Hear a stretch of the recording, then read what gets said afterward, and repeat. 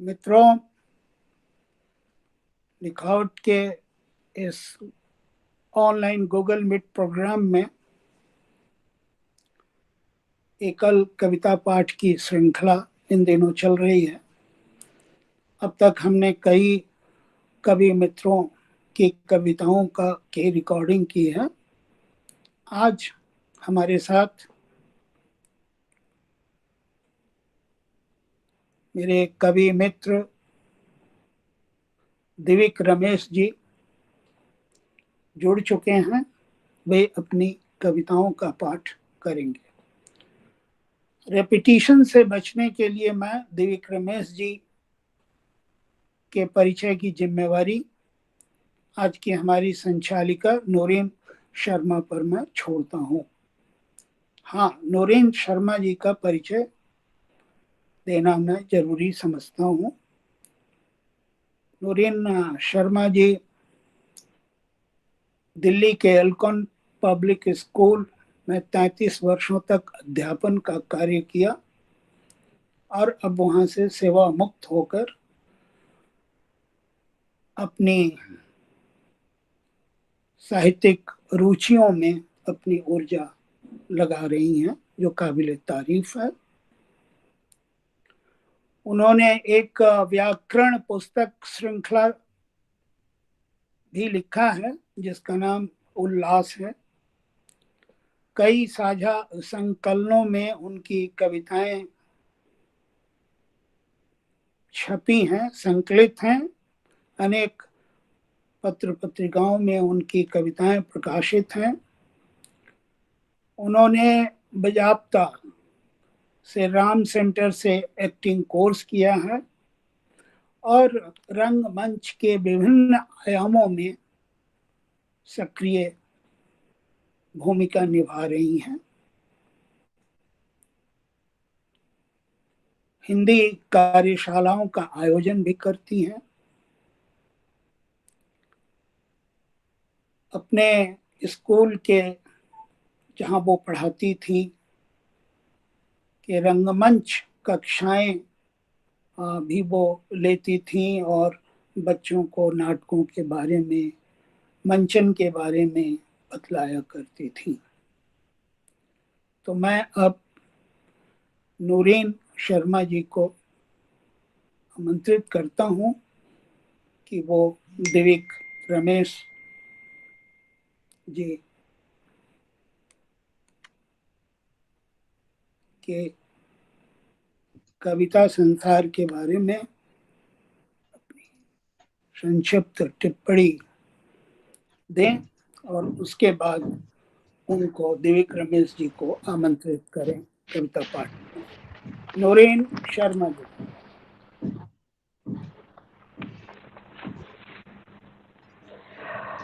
नमस्कार आप सभी मित्रों को, गुरुजनों को, विद्वज्जनों को और मेरे प्यारे दोस्तों को प्यार भरा नमस्कार। आज हम दिविक रमेश जी के बारे में बात कर रहे हैं। जी, जैसा कि काफी लोग जानते हैं कि दिविक रमेश जी का मूल नाम रमेश चंद शर्मा है और उस समय में एक और थे रमेश शर्मा जो लिखा करते थे, तो दिविक जी ने अपने नाम के आगे जो दिविक लगाया है वो भी एक छोटी सी घटना है। उनका जन्म 28 अगस्त 1946 को दिल्ली से सटे हुए एक गांव किराड़ी में हुआ और वे आज एक प्रतिष्ठित कवि, कहानीकार, अनुवादक, संपादक एवं आलोचक भी हैं। उनकी कितनी ही रचनाएं आज विश्वविद्यालयों में लगी हुई हैं। कितने छात्र हैं, बहुत सारे छात्र हैं जो इस समय उनके रचनाओं पर, उनके कविताओं पर, उनके साहित्य पर शोध कार्य में रत हैं। और उनके अगर हम बात करें पुरस्कारों की, तो शायद पूरा का पूरा कार्यक्रम उनके पुरस्कारों की गणना करने में ही बीत जाएगा। मैं अभी हाल ही में उनको मिले जो 2018 में बाल साहित्य पर जो उन्हें साहित्य अकादमी पुरस्कार मिला है, सोवियत न्यूजीलैंड का भी पुरस्कार मिला है और एक बहुत लंबी फहरिस्त है। तो मैं उनका गणना न करवा के आज मैं अपने कवि मित्र देविक जी से के लेखन पर, विशेषकर बड़ों की कविताओं पर हम लोग केंद्रित रहेंगे। यूं तो वो बहुमुखी प्रतिभा के धनी हैं, और हम जानते हैं कि उन्होंने काव्य संग्रहों के भी अगर मैं गिनती करूं तो आप सब समझ सकते हैं कि वो सारा कार्यक्रम उनके काव्य संग्रहों में की गिनती में है और नामों को पुकारने में ही बीत जाएगा।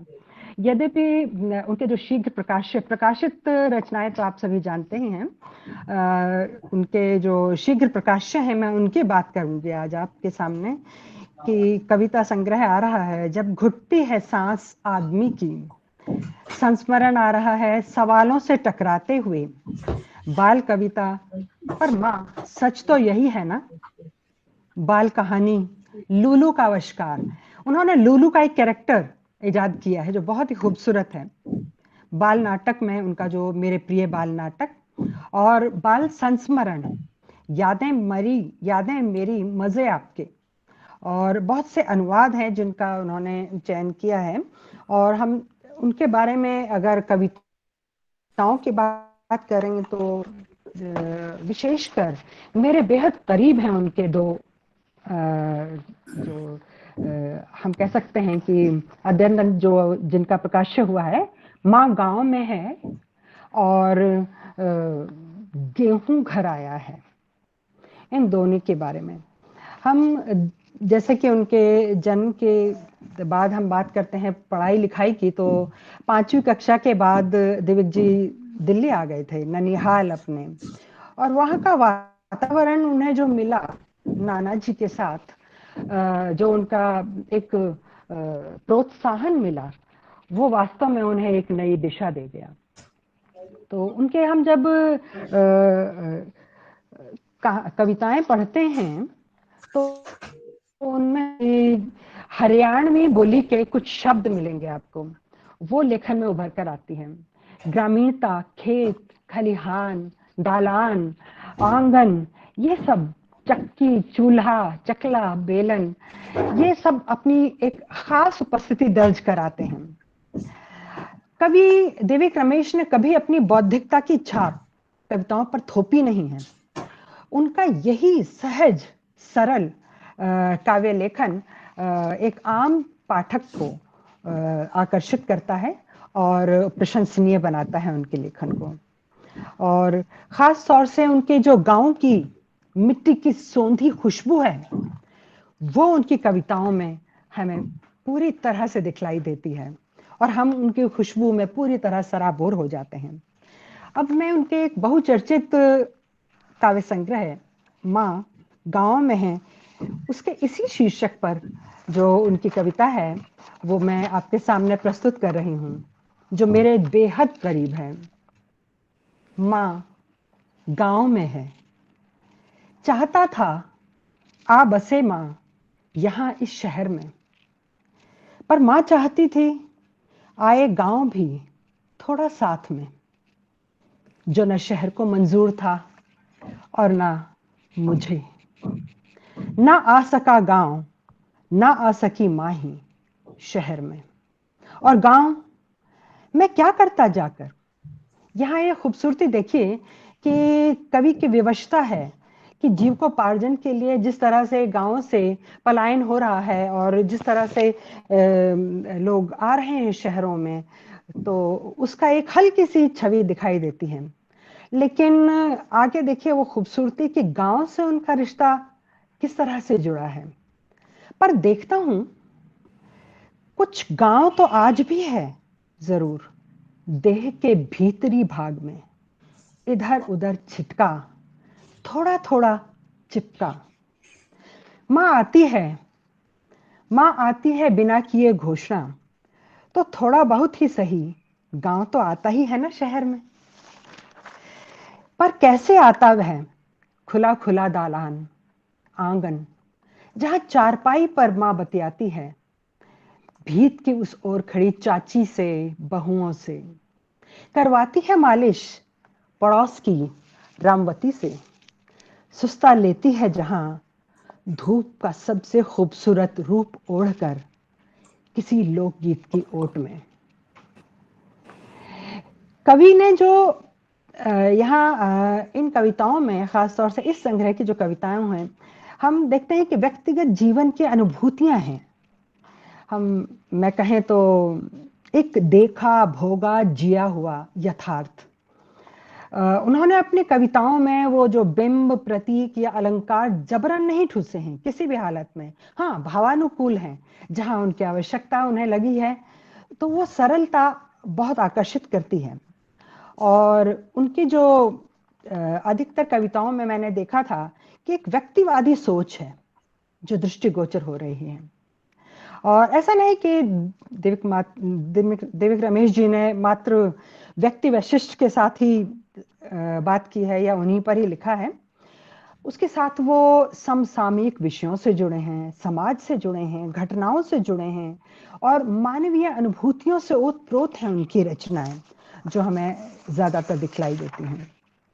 अब मैं उनका एक संग्रह है, गेहूं घर आया है, एक पाठक के दृष्टिकोण से, जब एक पाठक, एक आम पाठक, चूंकि इस पाठक अधिकतर हमारे साहित्यिक मित्र भी हुआ करते हैं, मैं एक आम पाठक की बात कर रही हूँ, जब वो देखता है, पढ़ता है इस संग्रह में, तो जो हरियाणवी छटा है और एक मानवीयकरण की खूबसूरती वहां पर दिखलाई देती है। वो त्रासद को, तंगहाली को इस सहज भाव से कह जाते हैं कि पाठक दांतों तले उंगली दबा के रह जाता है। और उनकी कविताओं में एक सकारात्मक सोच है, एक सकारात्मक पक्ष है जो बहुत प्रबल है। और उन्होंने अपनी कविताओं में कोई आदर्शवाद या कहें कोई तंगहाली या त्रासदी का समाधान थोपा नहीं है, किंतु वही सहजता है, वही आम मानव की जो अनुभूति है, उसको उन्होंने ज्यों का त्यों परोसा है। और उनकी यही परिपक्वता उनकी इस कविता में देखिए कितनी खूबसूरती से दिखलाई दे रही है। गेहूं घर आया है जी, ये संग्रह का नाम भी है और उसी से ली हुई शीर्षक की कविता है जो मैं आपके सामने पढ़ रही हूं। कर्ज का ही सही घर आया तो है गेहूं, गृहिणी खुश है। आज लीपा है पूरे उत्साह से आंगन। जो मित्र लिपाई पुताई से अनभिज्ञ हैं उनके लिए मैं बता दूं कि गांव में गोबर और मिट्टी को मिलाकर अपने आंगन को लीपा जाता था। अगर घर अंदर से पक्का भी है तो भी, खासतौर से गृहिणियां रसोई को और आंगन को स्वच्छ करने के लिए लिपती थीं। तो वो शब्द आप ध्यान दे सकते हैं। पंख से मार रहे हैं चकला बेलन, ये देखिए, पंख से मार रहे हैं चकला बेलन, गृहिणी खुश है। न सही साग पात, गेहूं तो आया है घर में, गृहिणी खुश है। रगड़ लेगी नून मिर्च, नून नमक, रगड़ लेगी नून मिर्च, थोड़ा धनिया साबुत, आज मचल उठा है सलबट्टा भी। ये देखिए मानवीयकरण का खूबसूरत रूप। कर्ज का ही सही गेहूं खुश है, गृहिणी और आदमी। खुश घर भी है, टुक चैन तो मिलेगा कलह से। आज साफ है बच्चों की नाक भी, झाड़ू भी मुस्कुरा रही है पड़ोसिन सी, झाड़ू भी मुस्कुरा रही है पड़ोसिन सी। देखिए यहाँ उपमा अलंकार को थोपा नहीं है, बड़ी सहजता से उपमा अलंकार यहाँ आ गया है। पांव मिल गए हैं घर को, गृहिणी खुश है, आदमी भी, घर आया तो है गेहूं। यहाँ पर हम ये जो खूबसूरत छटा देख रहे हैं वो वास्तव में एक आम पाठक को भी अपनी ओर आकर्षित करती है। बहुत से पहल हैं हमारे देविक रमेश जी के सम्मानों में, बहुत जगह उनको पहले पहल हुआ है उनके जीवन में। वो मैं कुछ चीजें तो उनके मुख से ही सुनना चाहूंगी। और खास तौर से उनके एक काव्य नाटक का उल्लेख किए बगैर मैं नहीं रह सकती, जिसका न केवल अनुवाद हुआ है, बड़ा ही भव्य मंचन भी किया गया है, और साथ ही साथ मराठी, गुजराती, कन्नड़, अंग्रेजी में इसका अनुवाद हुआ है। हम इस नाटक की बात इसलिए भी कर रहे हैं कि ये इसको मैं स्त्री विमर्श, जो कि बड़ा ही ज्वलंत सा विषय है, और ये आज से नहीं वर्षों से ज्वलंत विषय, और आज हम देखते हैं लेखिकाएं बहुत लिख रही हैं और मन की बातें कर रही हैं, खास तौर से स्त्री विमर्श को लेकर। हम हैं, अपने होने, अपनी मौजूदगी को आज दिखा रही हैं, लेकिन ये एक मिथक से लिया है रमेश जी ने। यहाँ पर देविक रमेश जी ने इसको वाल्मीकि रामायण से एक मिथक के रूप में लेकर आज के संदर्भों तक लिया है। और सबसे बड़ी खूबसूरती इस नाटक की जो मुझे आकर्षित करती है वो ये है कि उनके पात्र जो उद्घोषणा, अग्नि, सन्नाटा, हर्ष, सूचना, विश्वास, संदेह, उत्सुकता, पृथ्वी, ये जो प्रकृति से भावों से, ये भाव तो हमारे कालजयी हैं हमेशा से हमेशा तक। उन भावों को उन्होंने एक पात्रों की जो विजिबल नहीं है, हमारे उन पात्रों के लिए वो दिखाई नहीं दे रहे हैं, लेकिन इन पात्रों की जो संकल्पना है, इस पर मैं देविक जी से जरूर बात करना चाहूंगी। मैं आमंत्रित करना चाहूंगी मेरे प्रिय साहित्यकार देविक रमेश जी। जी नमस्कार। नमस्कार देविक रमेश जी सर। देविक जी 1 मिनट।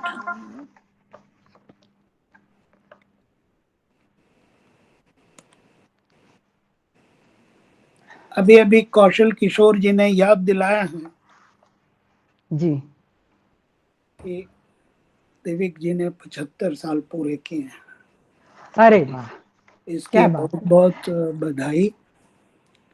और 75 साल को सार्थक आप कर रहे हैं, आगे भी करते रहेंगे, इसके लिए हम सबकी आपके लिए शुभकामनाएं। स्वस्थ और स्वानंद रहें सर। दिव्य जी अपना कविता पाठ करें। कविता पाठ के लिए आधा घंटा समय आपको है। तो जी, तो सबसे पहले तो मैं लिखावट के प्रति बहुत ही आभार व्यक्त करता हूं, और अपने मित्र मिथिलेश श्रीवास्तव जी के प्रति भी।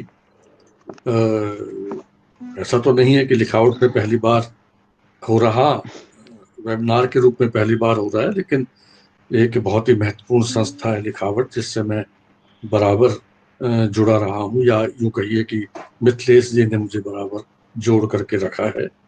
और आज अच्छा लग रहा है मुझे। ये वर्ष मेरा सचमुच में 75 आयु की दृष्टि से 75 वर्ष पूरे होने का है। दस्तावेज में 6 फरवरी लिखा हुआ है, और यूं मैं 28 अगस्त को मनाता हूं। तो मुझे 28 अगस्त को भी आपकी शुभकामनाओं की प्रतीक्षा रहेगी। बहरहाल ये आयु है तो ये तो है।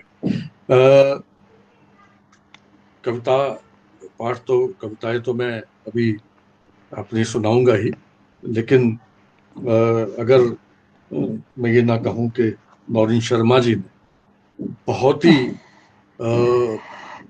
मैं क्या कहूं कितने अच्छे ढंग से मेरी कविताओं के बारे में विश्लेषण किया है, और कितनी गहराई से पढ़ा है उन्होंने, समझा है, और तब ये अपनी बात कही है।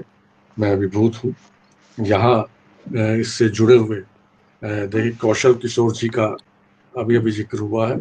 हमारे जो इस समय के गिने चुने थोड़े बहुत जो बहुत ही सजग अध्येता है साहित्य के, और उसके साथ साथ चिंतक भी हैं, आलोचक भी हैं, उनमें से एक है कौशल जी। मैं उनका बहुत ही सम्मान करता हूँ। उन्होंने स्वयं मेरी कविताओं पर भी लिखा है, बहुत ही महत्वपूर्ण लिखा है।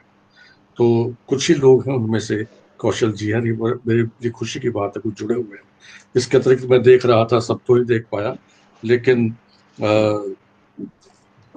मौर्यन जी हैं, रजिया जी हैं, आनंद पांडे जी, अनिता श्रीवास्तव, अनिता बिष्ट हैं, और बहुत सारे मैं देख रहा था नाम जुड़ चुके हैं।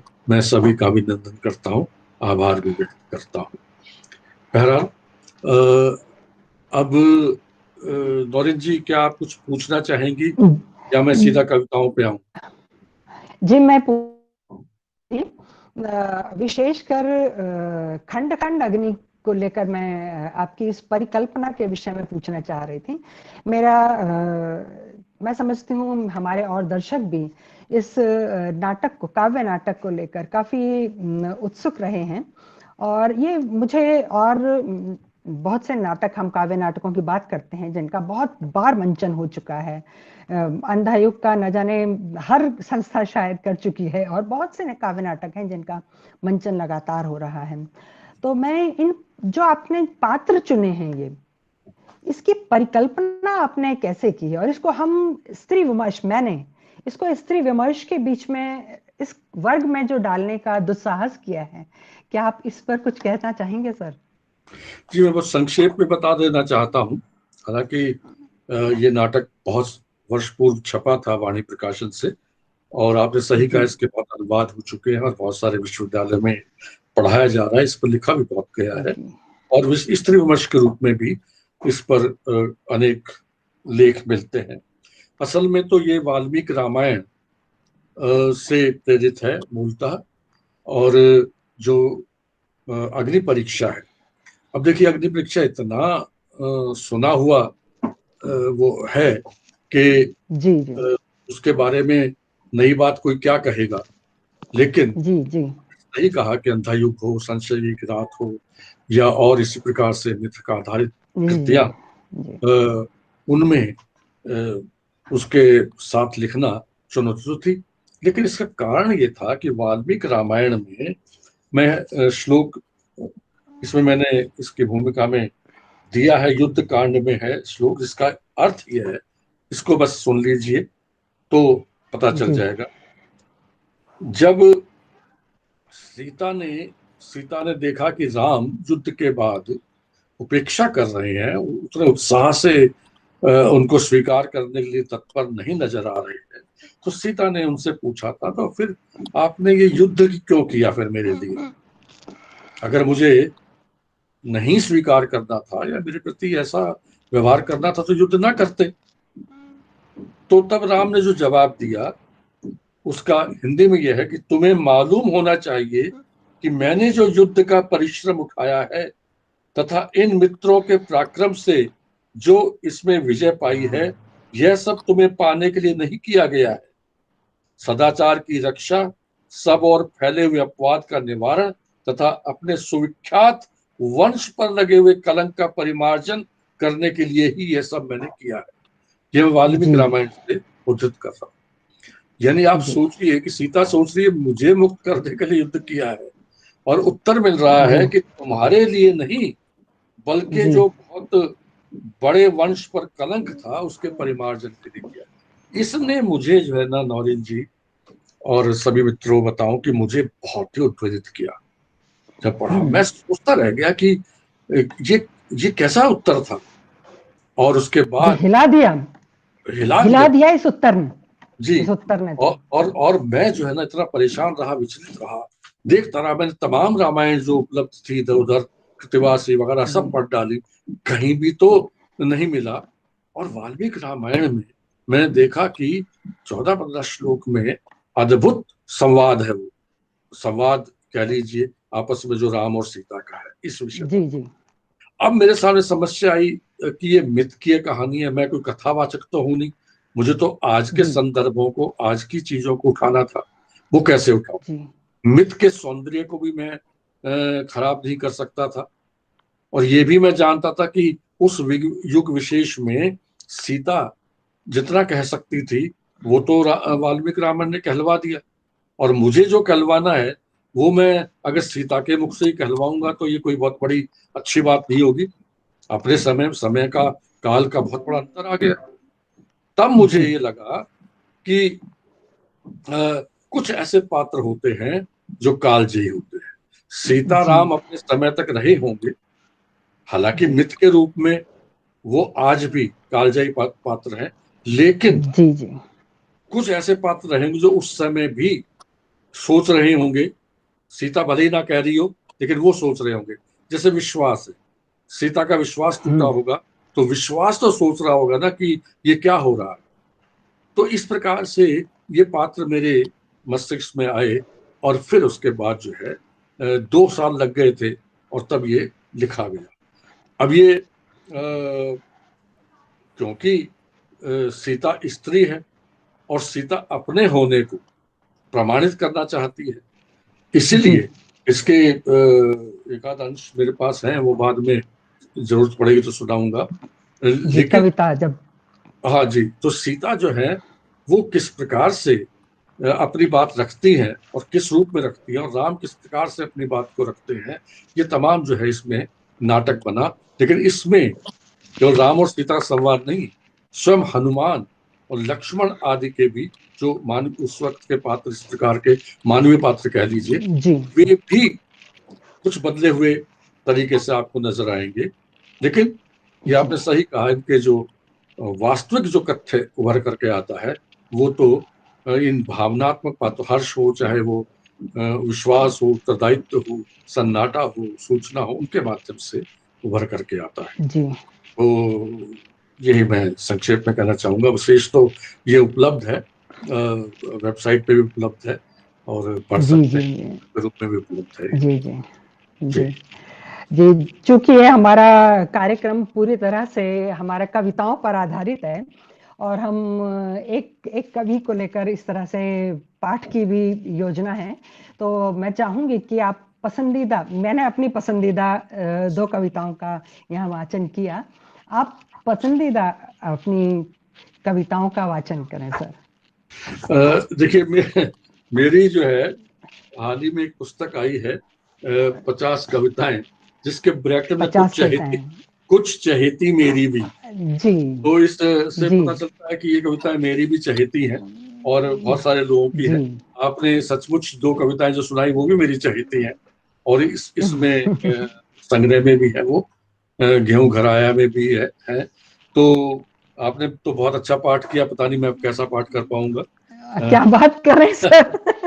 तो मैं सबसे पहले मैं, आपने बहुत अच्छी बात की, ये असल में शुरू से ही मेरा रहा, जिस सकारात्मक दृष्टि की बात की जाती है, जिस उम्मीद की बात की जा सकती है, वो कभी मुझसे छूटते नहीं, ना मेरे जीवन में, ना मेरी रचनाओं में। इसका मतलब ये नहीं कि जी जो विपरीत स्थितियां हैं, यथास्थितियां हैं वगैरह वगैरह, वो दंश नहीं देती, लेकिन उन दंश के साथ हमेशा ये बनी रहती है कि एक कहीं ना कहीं उम्मीद जो है, संघर्ष जो है, आगे बढ़ने की जो भावना है, सकारात्मकता जो है वो आई।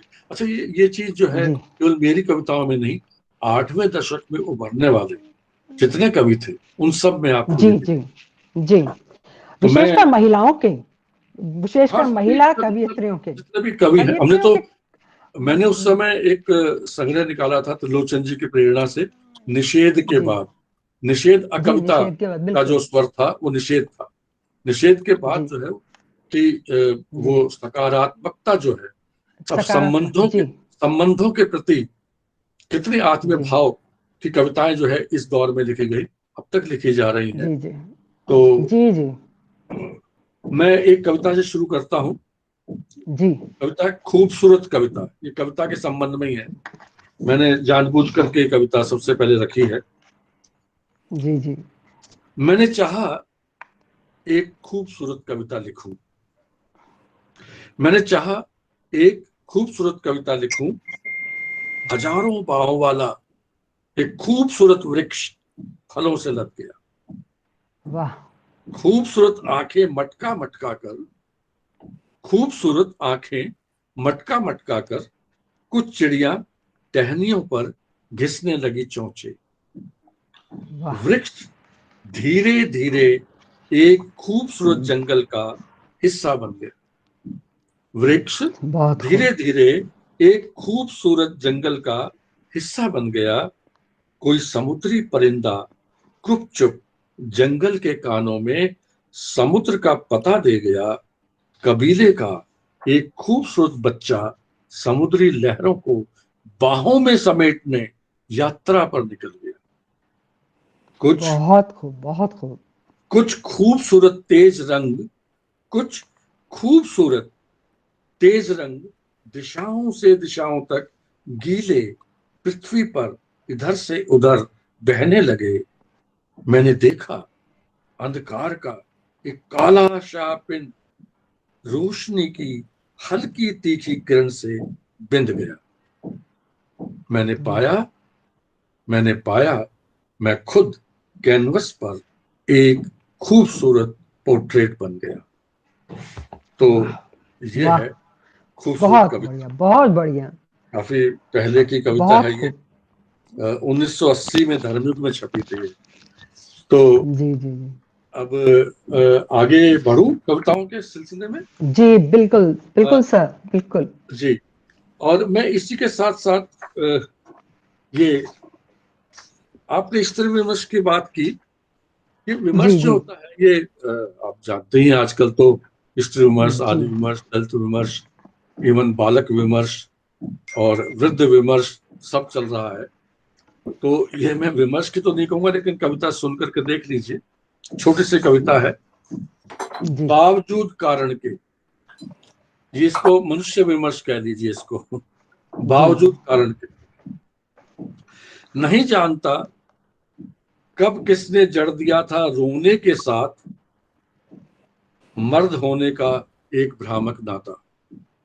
नहीं जानता वाह, कब किसने जड़ दिया था रोने के साथ मर्द होने का एक भ्रामक नाता। भ्रामक नाता।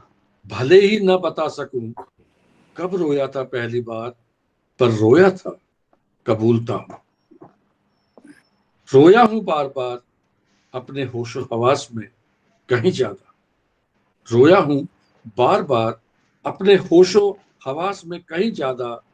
रोया हूं जब एक जरूरतमंद आदमी के काम आने से बचता रहा था और एक दिन हम्म, उसकी मौत का समाचार पड़ा था।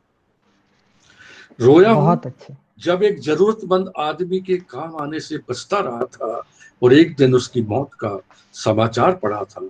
रोया हूं जब एक कृपालु के सामने झुकना पड़ा था अपनी योग्य संतान के रोजगार के लिए। रोया हूं सबसे ज्यादा उस दिन जिस दिन नहीं रोने दिया गया था बावजूद कारण के, और मैं भीतर तक सील गया था। सील गया था। वाह रोया हूं वाह, तो रोया हूं, रोया हूं तो रोया हूं, नहीं रोया मगर महज रोने के लिए कभी भी। तो बहुत स्थितियां खूब, रुलाती हैं। बहुत अ, बढ़िया। वो कोई भी हो, पुरुष हो और नारी हो, लेकिन उसकी जी स्वीकृति बहुत जरूरी होती है। और जी, नारी अक्सर पुरुष कहा को जाता है ना, जी, कहते हैं ना, मर्द रोया नहीं करते। बच्चों वही को वही शुरू से बोला वास्तु जाता है, आप जी, लड़के हो, आप नहीं रोते, लड़कियां रोती हैं। हाँ, तो तो यही ये है। वो जो आपकी कविता बहुत अंदर तक, भीतर तक छू गई। जी, बहुत बहुत खूब, बहुत खूब। आपने शायद हर अ, पिता। जी, जी, आपने अभी जिक्र किया था कुछ पहले कि मेरा जो नया कविता संग्रह जी, आने वाला है, शुद्ध प्रकाश जिसका से। शीर्षक जी है जब घुटती है सांस आदमी की। जी असल में जी ये इधर की लिखी हुई कविताओं में से एक है। आप सबने देखा था अमेरिका में एक अश्वेत जॉर्ज फ्लॉयड थे, जिनको जी पुलिस ने मुझे उसके गर्दन पे घुटने रख के वो जी कहता जी रहा कि जी मैं जी। मैं सांस नहीं ले पा रहा हूं, लेकिन वो हम्म। मार दिया गया। एक हत्या ही थी। ये तो हाल हाल ही की घटना थी। उसी पे ये कविता है, देखिए। जी और शीर्षक उस संग्रह का इसी पे गया है। ये शीर्षक असल में सुझाया है मेरे मित्र अरुण होता ने संग्रह का भी। जी, बहुत खूब। जानता था क्रूरतम होते हैं सत्ता के पैर, उससे घुटने उसके खुर, खुर तो समझते ही सब। जानता था क्रूरतम होते हैं सत्ता के पैर, उसके घुटने उसके खुर छीन सकते हैं सांस तक कुचल कर आदमी की, जब चाहे सरेआम। पर नहीं जानती थी क्या सत्ता, पर नहीं जानती थी क्या सत्ता, जब कुचलती है वह, करती है क्रूर हत्या आदमी की, तो निकल पड़ते हैं काफिले के काफिले आदमियों के, बांधे सर पर कफन। जब घुटती है सांस आदमी की, जब घुटती है सांस आदमी की, और देता है वह दर्द भरी चेतावनी कि नहीं ले पा रहा हूं सांस, तो क्या नहीं होना चाहिए सावधान सत्ता को। बहुत दूर नहीं होता टेंटवा सत्ता का, आदमियों की पकड़ से अगर चाह लें एक बार। इतिहास गवाह है, बहुत खूब। इतिहास गवाह है, जब भी नहीं लेने दी गई सांस आदमी को, आदमी निकला है बाहर। हिली हैं सड़कें, उफने हैं समुद्र, नदियां बंधी हैं, खोद ली गई हैं राहें, बड़ी से बड़ी मजबूत दीवारों में। क्या नहीं जानती थी सत्ता, बहुत भयावह होता है आदमी का जा जुड़ना आदमी से। बहुत भयावह होती है आदमी की वह मौत, जो धार लेती है रूप हर आदमी की मौत का।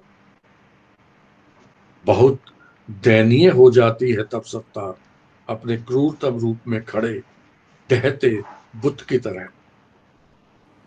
क्या नहीं जानती थी सत्ता, एक आदमी की क्रूर हत्या खोल कर रख देती है पूरा का पूरा बही खाता हत्याओं का। जानना चाहिए था, जान लेना चाहिए था सत्ता को। बहुत खतरनाक होता है आदमियों से भी ज्यादा बंद कर देना आदमी की सांस को। बहुत खूब, बहुत खूब, बहुत खूब। पूरा चित्र सामने आ गया सर, वो उस समय की घटना और जी। सचमुच शासक वर्ग की क्रूरता। तो ये इस तरह से एक कविता मैं आपको और सुनाता हूँ। इसका जी शीर्षक है दैत्य ने कहा।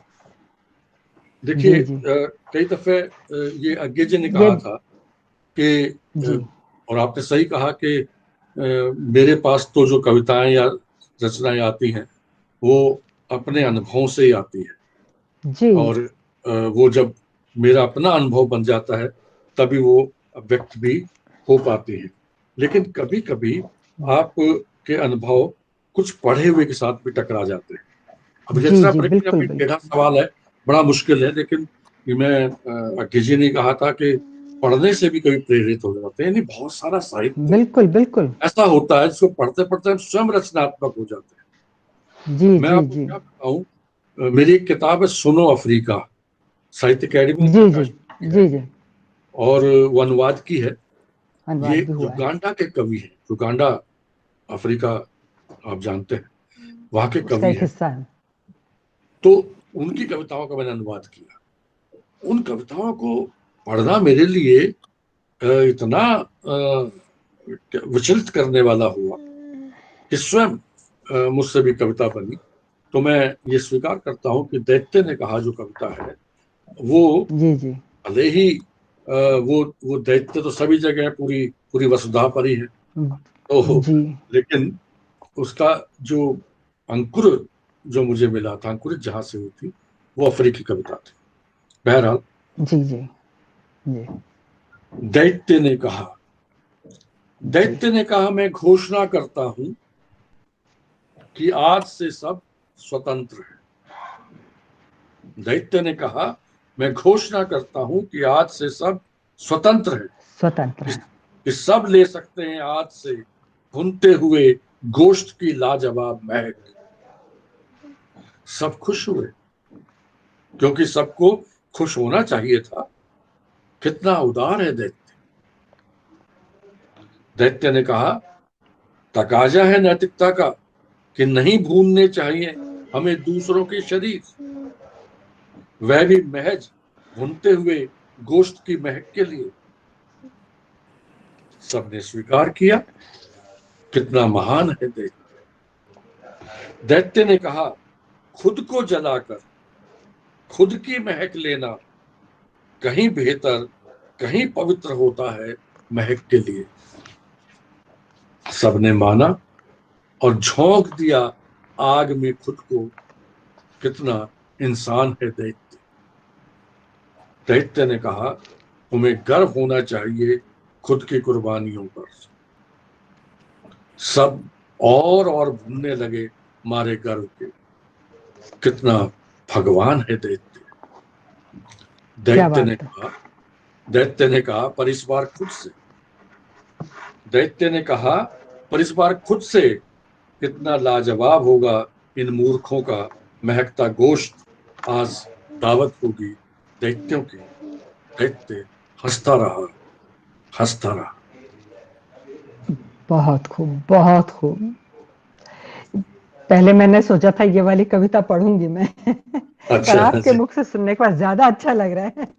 जी जी। तो बहुत खूबसूरत कविता जी, है।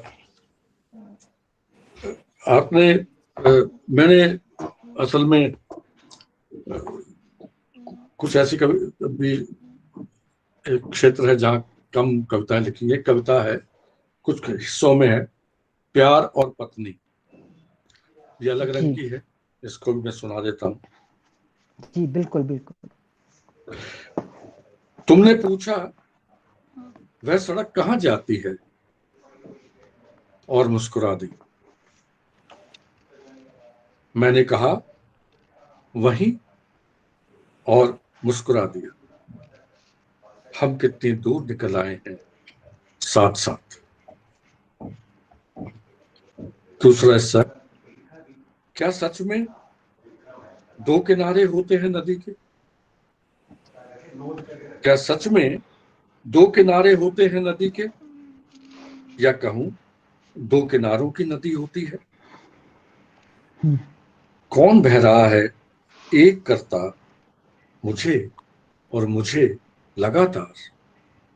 मौत, जिंदगी, या तुम? क्या बात है, क्या अगला बात हिस्सा है, है, क्या बात है। अंधेरे में, अंधेरे में टटोलते टटोलते अक्सर मिल जाते हैं हाथ एक दूसरे के। अंधेरे में टटोलते टटोलते अक्सर मिल जाते हैं हाथ एक दूसरे के। यही है वह बात, बस यही, हम टटोलते हैं अलग अलग एक साथ। अंधेरे में जिसको जरूर कहीं होता है वह हमारे आसपास छिपा हुआ बस, अंधेरे में। और अगला बहुत देखिए, खूब, बहुत खूब। वहां भी आग है, वहां भी आग है, कहा किसी ने? मैंने पूछा सबूत? वहां भी आग है, कहा किसी ने? मैंने पूछा सबूत? उठता हुआ धुआं दिखा दिया उसे। जी क्या उसे सच में नहीं मालूम, वहां बटोरी गई गीली सूखी लकड़ियों से खप रही एक औरत है, सदियों से जी आग के जी। लिए धुएं से लड़ रही एक औरत। धुएं से लड़ा रही है। बहुत खूब, बहुत खूब। आंख लग गई क्या? अगला है, आंख लग गई क्या हल्की सी सिहरन मेरे बालों में, और कानों में ये शब्द थे, जी जाने कब आज से लड़ते लड़ते आंख लग गई थी मेरी। मैंने देखा, छुआ पत्नी के हाथों को, छुट्टी नहीं दी थी उसे अभी तक कामकाज ने। जी जी। और अगला, आवाज बहुत अंदर खूब। से आई थी। जी, आवाज अंदर से आई थी, अंदर से आई थी। दरवाजा बाहर चला गया था खोलने। वाह। आवाज अंदर से आई थी, दरवाजा बाहर चला गया था खोलने। सिसकियां सबूत थी, बढ़ती हुई उम्र को अपनी अब मंजूर करना ही होगा मुझे। बहुत खूब, बहुत खूब। और बहुत इसकी बढ़िया सर। अंतिम अंतिम कड़ी है। मुझे जी। मालूम था तुम्हें पसंद है गुलमोहर, मुझे मालूम था मालूम तुम्हें है। पसंद है गुलमोहर, और तुम्हें मालूम था मुझे पसंद है अशोक। देखो ना कितना बड़ा हो गया है हमारे घर का अमलतास, जो पसंद है हम दोनों। हम दोनों को। बहुत खूब, बहुत खूब। अ, अभी है ना समय? एक बिल्कुल सर, बिल्कुल। एक और अभी तो रंग की खंड। कविता है, जी एक और रंग की कविता है। जी जी। आप देखिए, इसका शीर्षक ही बता देगा। एक थे हनीफ दादा भी मेरे, एक जी थे हनीफ दादा भी मेरे। आपने बताया था कि गांव देहात से मैं आता हूँ और जी वो जी। चीजें भूलती नहीं है कभी। हमारे दादा भी, बिल्कुल नहीं। दादाजी भी बहुत सारी बातें बताया करते थे। जी जी। इसमें एक शब्द आएगा बिटोड़ा। बिटोड़ा शायद बहुत सारे लोग न भी जानते हो। जो उपले होते हैं, यानी कि गोबर से उपले बनाए जाते हैं, गोबर से कंडे को, उनका कंडे भी उनको बोलते हैं, उनको उपले भी बोलते हैं। जी, हमारी तरफ गोसे भी बोलते हैं। गोसे भी बोलते हैं जी। जी, तो उनको सुखा करके जहाँ स्टोर किया जाता है पूरा अपने एक बहुत तरीके बड़ा से। वो बनाया जाता है, जी, तो उसको गोबर का ही बिटोड़ा, ऊपर से लेप लगाकर जी उसी को बिटोड़ा बिटोड़ा बोलते बोलते हैं। हैं, इसलिए वो जी शब्द जी आया मैंने बता जी। दिया। एक थे हनीफ दादा भी तुम्हारे, बताया करते थे दादा। एक थे हनीफ दादा भी तुम्हारे, बताया करते थे दादा। भरा पूरा परिवार था उनका, यहीं रहते थे जहां अब काबिज है मुंशी। हम्म, दादा ने बताया था जब मैं हुआ तो लड्डू उन्होंने नहीं, हनीफ दादा ने बांटे थे। क्या बात है। मूछों से मूछों से गुदगुदाया करते थे हनीफ दादा मुझको, मूछों से गुदगुदाया करते थे हनीफ दादा मुझको। बहुत खींचे हैं हनीफ दादा के कान मैंने, जी। बोरी की तरह हिला करते थे झूम झूम कर, दादा ने बताया था। दादा ने बिटोड़े में छिपाया था, दादा ने बिटोड़े में छिपाया था हनीफ दादा और उनके परिवार को बंटवारे के दिनों। खाना चुग्गा सब वहीं पहुंचता था चोरी छिपे, आखिर पड़ ही गई थी भनक। मैं बहुत छोटा था तब, बहुत छोटा। मेरा जन्म 1946 में हुआ था। मैं बहुत ओह। छोटा था तब, बहुत छोटा। दादा बचा नहीं सके थे हनीफ दादा को, नहीं बचा सके थे दादा 36 गांवों के पुरोहित होकर भी, नहीं बचा सके थे। टहते चले गए थे ढूं से। ढूं समझ रहे हैं ना, जैसे जी। रेत का ऐसा। रेत का वो होता है, जी, ढेर ऊंचा सा। टहते जी। चले गए थे ढूं से दादा ने, और कुछ नहीं बताया गीली आवाज में, बस इतना और कहा। वह आज ही का दिन था, मेरा एक भाई जालिमों ने एक गौ की हत्या का पाप किया था। जालिमों ने एक गौ की हत्या का पाप किया था। सचमुच यही अनुभूतियां, यही खूबसूरती है आपकी कविताओं में, दिल छू लेती हैं यही चीजें। और एक जो चित्रण है ना, माहौल जो है आप एक क्रिएट कर देते हैं, कहना चाहिए कि शब्द चित्र बना देते हैं हमारे सामने। और बहुत ही खूबसूरत होता है कि कल्पना करके हम देख सकते हैं, लगता है सामने ही घटित हो रहा है कि एक बिटोड़े में छुपाया हुआ है और उनको वहीं पर खाना वगैरह दिया जा रहा है। जी। मैं भी, जी, मेरी माँ हरियाणा से है, नानी हरियाणा से, अच्छा। तो मैं बहुत सारी चीजें जानती हूँ। हाँ, आप तो जानती होंगी, मेरे यहाँ हरियाणवी शब्द जी आ जी जाते हैं। अब वो जी जी। सहज भाव से आ जाते हैं। सहज हालांकि मैं भाव से तो आते हैं जी। शहर में बहुत पहले आ गया था प्रयास प्रयास करना ही नहीं पड़ता सर ना। उसके लिए जी। एक कविता मेरी है बहुत पहले की, सलमा जी चाची। जी सलमा चाची कविता को सुनिए। जी पड़ोस जरूर में ही रहती है सलमा चाची, जी। पड़ोस में ही रहती हैं सलमा चाची। और सलमा चाची चाची। और चाची की जुबान में तीन तीन सांडनी सी बेटियां। अब आप हरियाणा की है तो ज्यादा अच्छी तरह समझेंगे। बिल्कुल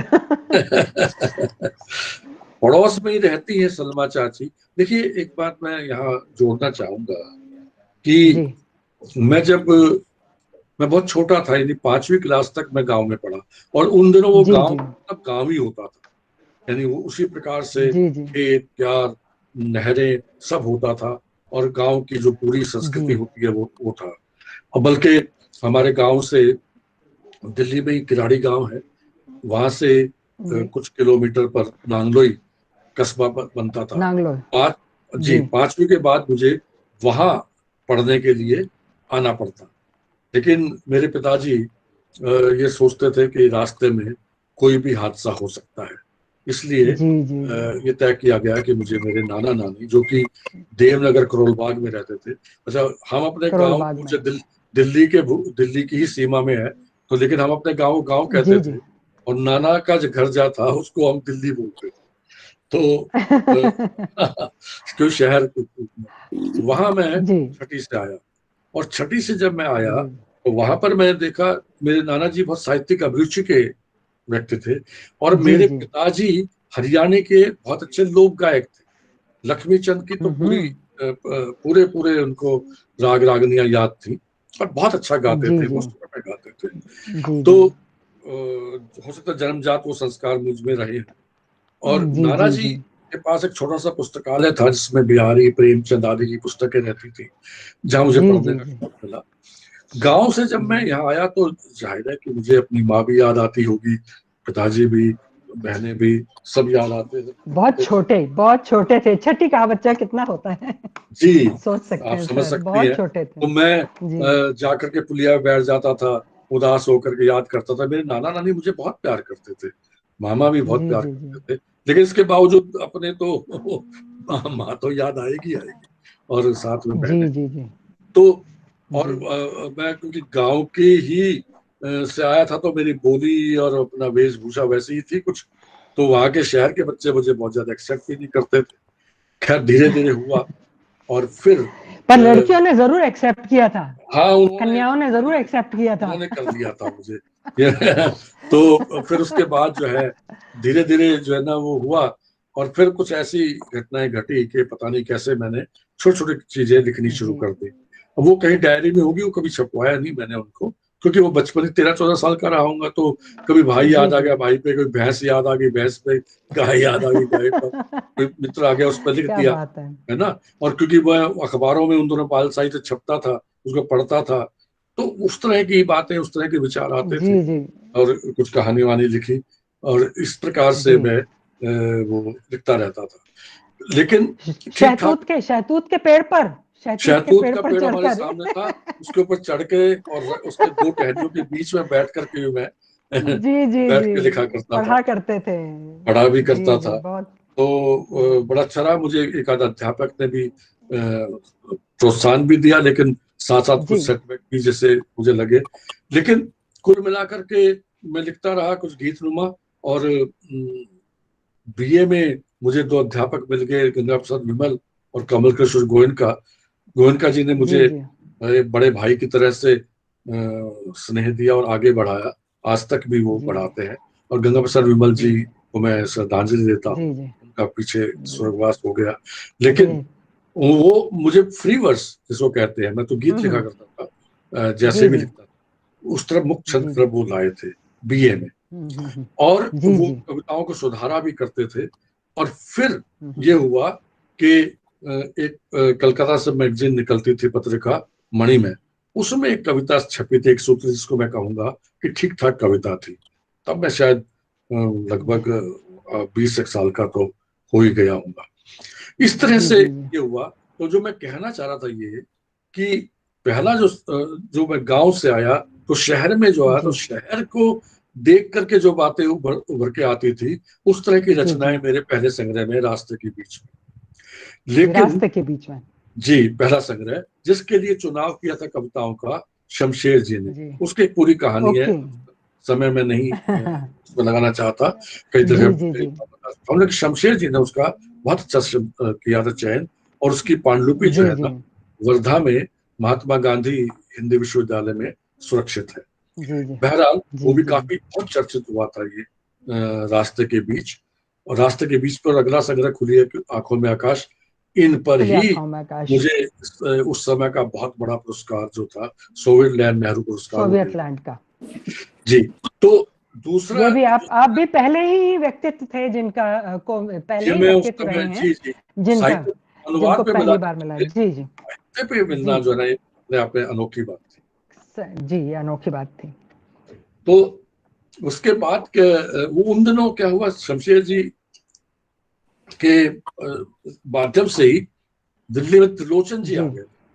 त्रिलोचन जी वो थे जिस बात को विशेष बताना चाहता, जिन्होंने ये कहा कि देखो जो आपकी अपनी जड़ें हैं, मूल बुनियाद है, उनको कभी मत भूलना, कभी मत छोड़ना। और उन्होंने जब मुझ में वो चीजें देखी कि हरियाणवी का कहीं स्पर्श आ जाता है, कहीं शब्द आ जाते हैं, तो उन्होंने कहा कि ये जरूर आने चाहिए। अनायास थोपिए मत, खपते हुए होने चाहिए। उनके शब्द बिल्कुल सब लोग जानते हैं, खपते हुए, भाषा में खपता हुआ होना। तो ये उस समय फिर मेरा जो रुचि है वो ऐसी जागी कि फिर ये है एक कविता हमारी बड़ी चर्चित हुई थी, छोटी सी कविता है माँ, मैं सुना दूंगा उसको भी। और बहुत प्यारी कविता है सर जी, बहुत प्यारी कविता है सर, वो सुना दूंगा। तो मैं जरूर सुनाइए। तो ये सलमा चाची के सांडनी सी बेटियां ने मुझे ये याद दिला दी चीजें, तो मुझे बतानी पड़ी। तो सलमा चाची मैं सुना रहा था, पड़ोस में ही रहती है सलमा चाची, और चाची की जुबान में तीन तीन सांडनी सी बेटियां। सलमा चाची हमने तो सुना नहीं, कभी याद भी करती हूँ अपने खसम को या मुंह जली सौत को। पड़ोस में ही रहती है सलमा चाची, पार्क के उस नुक्कड़ वाली झोपड़ी में तीन तीन बेटियां हैं सांडनी से सलमा चाची की छाती पर। सलमा चाची ना औलादी नहीं है, आस औलाद वालों की दिक्कत जानती है। सलमा चाची, ओ सलमा चाची, अरे इस नाड़े को तो संभाल, देख तो कैसा टांग बरोबर निकला लटक रहा है। नाड़े को क्या जिंदगी समझ लिया है, जो तू इतनी लापरवाही से घिसटने दे रही है जमीन पर। ठहर तो जन्म जले, नाड़े के पीछे पड़ा रहता है जब देखो। ले ठूस लिया नाड़ा, अब बोल हरामी। क्या बोलूं चाची, तू नहीं समझेगी, नाड़ा ही संभाला है ना। कौन किसका प्रतीक है नाड़े और जिंदगी में, तू नहीं समझेगी। खैर तो बहुत। और सुना, तेरी हुक्टी ठंडी तो नहीं पड़ गई जवानी सी। अरे कभी कभार हमें भी घूंट भर ले दिया कर। मैं सब समझू तेरी बात, कमबख्त बूढ़ी हो गई हूं, पर तू छेड़ने से बाज नहीं आता। हाँ चाची, कैसे आऊं बाज तुझे छेड़ने से। हाँ चाची, कैसे आऊं बाज तुझे छेड़ने से। तुझे छेड़ता हूं तो लगता है कोई ना कोई मकसद है अभी जिंदगी का। पर चाची तू समझे भी तो, इतने रंगों को घोलते घोलते भी तुझे कभी दिखा है कि जिंदगी का भी एक रंग होता है। कितने रंगों को घोलते घोलते भी, रंगरेज थी चाची, इतने रंगों को घोलते घोलते भी तुझे कभी दिखा है कि जिंदगी का भी एक रंग होता है। सफेद शाह रंग ही तो नहीं होता ना जिंदगी का। इन बुढ़ा गए हाथों से जब तू फटकारती है ना रंग चढ़े कपड़ों को, तो मुझे बहुत बहुत आस बनती है। लगता है क्या बात, तेरे पास भी कोई आवाज है। लगता है तेरे पास भी कोई आवाज। वाह, क्या बात, क्या बात। वो जो कविता आप कह रही थी, छोटी सी कविता है, ये तो मैंने बहुत छोटी सी, बहुत प्यारी है वो अपनी कविता। माँ को ही देखा था नौरीन जी। जी गांव देहात में आपने देखा होगा उस जमाने में दूर से कुओं से पानी लाया जाता था और जी जी। हाथ की चक्की से घर की औरतें गेहूं जो है ना पीस के अपने लिए ही पीसा जाता आटा, जी। दलिया सब बनाती और थी। और जो है ना तमाम काम ऐसे देखे थे। तो माँ है छोटी सी कविता। जी रोज सुबह मुंह अंधेरे, रोज सुबह मुंह अंधेरे, दूध पिलोने से पहले माँ चक्की पीसती। अब यहाँ फिर आप देख लीजिए जी। कि वैसे तो दही बिलोई जाती है, लेकिन प्राय हमारे तरफ कहा जाता है दूध बिलोने से। रोज सुबह दूध बिलोने। मुंह अंधेरे, दूध बिलोने से पहले माँ चक्की पीसती चक्की और मैं पीसती। और मैं घुमेड़े में आराम से सोता। ये घुमेड़ा जो चक्की का जो घुमाई जाती थी उसकी जो घुमाई आवाज, जाती है उसके ऊपर। उसके आवाज में क्या संगीत होता था, जिन्होंने उसका संगीत। आनंद लिया वही जानते हैं। सुबह जी जी, सुबह जो है मैंने तो पीसा भी हुआ है। मैंने आपने तो खुद पीसा हुआ पीसा हुआ है सर। है जी, जी। मेरी नानी के घर में है। मामा के घर में अभी भी है। सुबह सुबह उसके जब वो नाना के पीसती थी हुक्का। और हम जब सोते थे। दलिया हमारे घर में हमेशा घर में ही बनाया जाता था सर। अब बाजार अच्छा। से अब लाने लगे हम। पहले दलिया बनाना होता था तो उसके लिए खास दो पत्थर उस पर रख दिए जाते थे कि वो बिल्कुल आटा ना बन जाए, और थोड़ा ऊंचा करने के लिए कि दोनों पार्ट एकदम चिपक ना जाए, आटा ना बन जाए। तो उसको तब वो जो बीच का हिस्सा होता है ना उसमें, और तब उसको पीसा जाता था। मैं सब काम किए हुए, चरखा चलाने से लेकर चक्की पीसने से लेकर। तो बहरहाल आप देखिए बचपन कि में। मैं मुझसे इससे जुड़ी बहुत सारी बातें हैं। ये कविता जो है मैंने जी जी। अनुवाद में मदर के नाम से इसका बहुत अच्छा अनुवाद किया था बहुत सुनीता जैन। बढ़िया। सुनीता जैन ने, सुनीता जैन बहुत अच्छी जी जी कवियत्री थी, अब तो जी नहीं जी रही। और ये जी जी विश्व में की कई पत्रिकाओं में भी छपी है। और आप जी देखिए इंग्लैंड के एक बहुत बड़े कवि, क्या नाम था उनका, एंटो, वो भारत आए थे। उन्होंने जब अनुवाद छपा तो एकदम से दंग रह गए। और एक और बड़ी मजेदार बताऊं आपको नौरीन जी, आपको अच्छा लगेगा कि मैं ना जी जी गूगल देख बिल्कुल। रहा था और मैंने देखा कि मेरी कविता अंग्रेजी की उद्धृत की हुई है। और किसने की है? हम्म। जो क्रिकेटर है ना, राहुल द्रविड़। जी जी राहुल द्रविड़ जो हमारे क्रिकेट के खिलाड़ी रहे हैं, जी जी जी उन्होंने वहां उनसे किसी ने पूछा कि आपके जीवन में कौन है जो आपको सबसे ज्यादा प्रेरित करता है, आपके जी करीबी है। उसने कहा जी माँ। और उसके बाद जवाब दिया, और आप आगे मत पूछिए, मैं आपको एक कविता सुना देता, बता देता हूँ, उसमें आपको सब कुछ मिल जाएगा। और उन्होंने मेरी ये कविता जी। बाद में क्या उद्धृत की बात हुई। है, क्या बात मैं है, तंग रह गया। क्या बात है। राहुल द्रविड़ को मैं जानता नहीं, और राहुल द्रविड़ कोई साहित्य के आदमी भी नहीं लगे मुझे। जी जी लेकिन जी जी कहाँ चीज कोई पढ़ लेता है और कहाँ कोई चीज जी आपके पसंद आ जाती है, आपको पता ना चलता जी तो ना चलता। बिल्कुल। लेकिन कहीं ना कहीं, इसलिए मैं नए साहित्यकारों को हमेशा कहता हूँ कि जी आपकी रचनाओं की कोई चर्चा नहीं कर रहा है या आपकी रचनाओं को कोई बता नहीं रहा कैसी है, इस पे मत जाइए। सबसे बड़ी बात जी जी होती है कि आप हमेशा रचनात्मक रहें, रचनाशील रहें। आपकी जी लेखनी जो है जी आपको आपसे लिखवाती रहे, ये सबसे बड़ी बात होती है। जी जी जी बाकी तमाम चीजें तो जी जी सजावट है। और कौन जी कहाँ जी पढ़ जी रहा है, कौन उसको पसंद कर रहा है, वो बोल रहा है नहीं बोल रहा अलग बात है, लेकिन जी होता है वो। तो राहुल द्रविड़ की बिल्कुल। जब ये पता चली, ये अंग्रेजी में तो अब ये जगह जगह स्कूलों में भी पढ़ाई जा रही है ये कविता। जी जी जी बहुत खूब, बहरहाल बहुत खूब सर। घुमेड़े, एक घुमड़ना होता है जो सुनाइए। जैसे विचार घुमड़ते हैं, एक घुमेड़ा वो चक्की पीसने से जो आवाज आती है नींद, संगीत में, वो घुमेड़ा। नींद को लेके आती है। रोज सुबह मुंह अंधेरे, दूध बिलोने से पहले माँ चक्की पीसती और मैं घुमेड़े में आराम से सोता। तारीफों में बंधी माँ जिसे मैंने कभी सोते नहीं देखा। हम्म। तारीफों में बंधी माँ, ये आपने देखा होगा कि जी केवल अत्याचार करके नहीं, खामा खा के तारीफ करके भी शोषण किया जा सकता है। जी तारीफों में बंधी माँ जिसे मैंने कभी सोते नहीं देखा, आज जवान होने पर एक प्रश्न घुमड़ आया है, पिसती चक्की थी या माँ।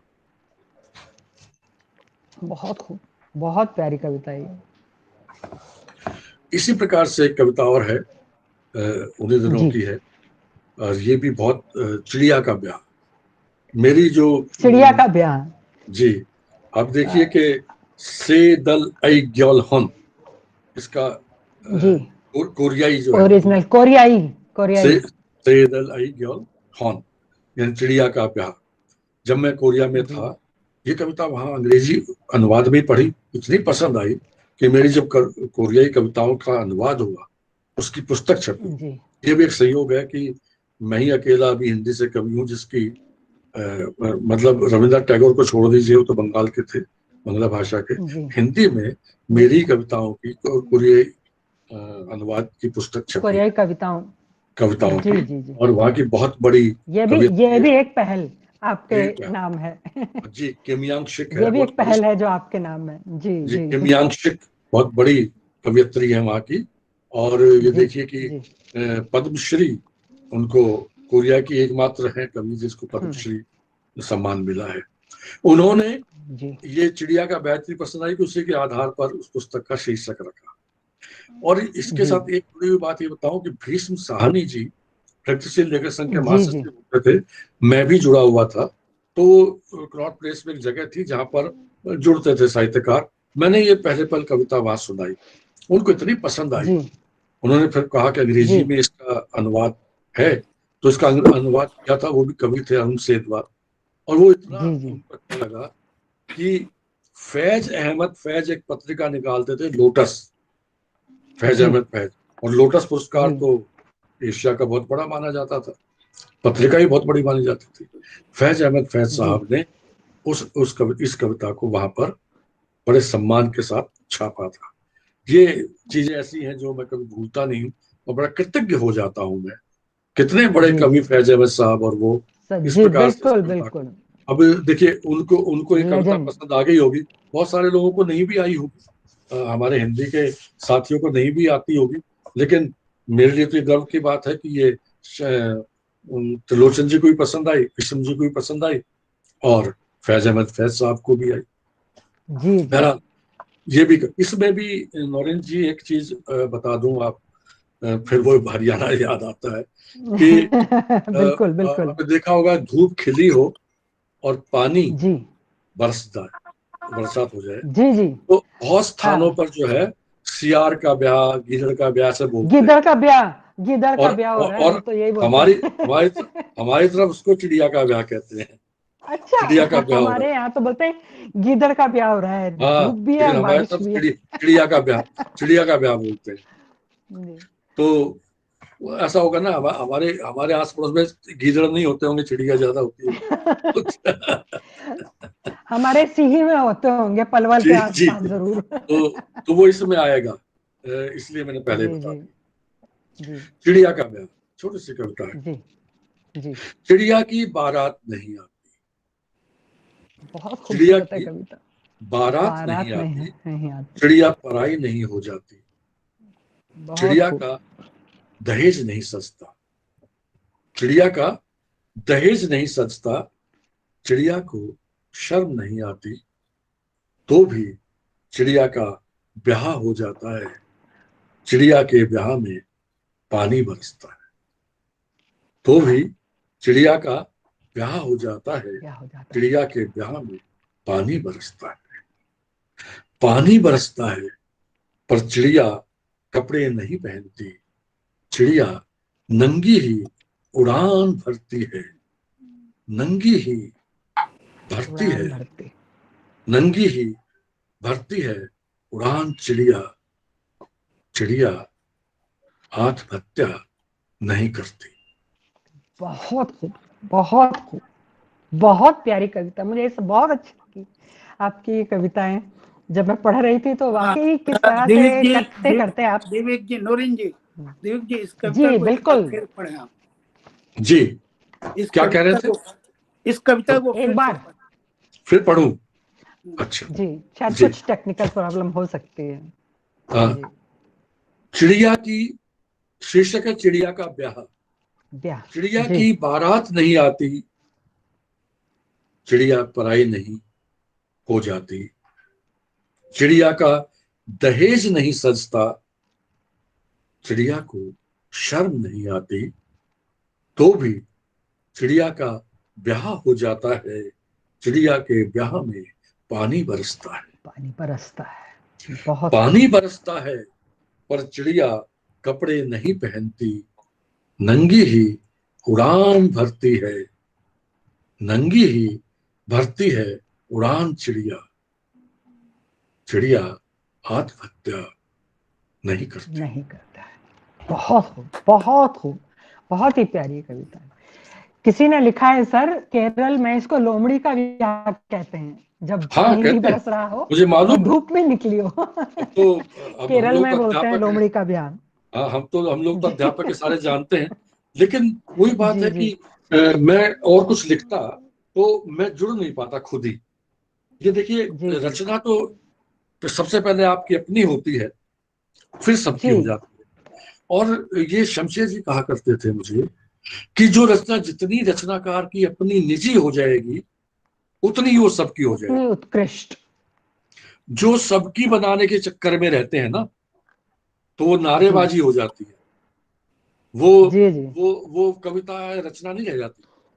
तो रचना में जो जी निजत्व जिसको कहते हैं, ये स्वांत सुखाय की जो बात कही जाती है, स्वांत सुखाय का अर्थ जी ये नहीं है कि बस वो मेरे लिए है और किसी के लिए नहीं है।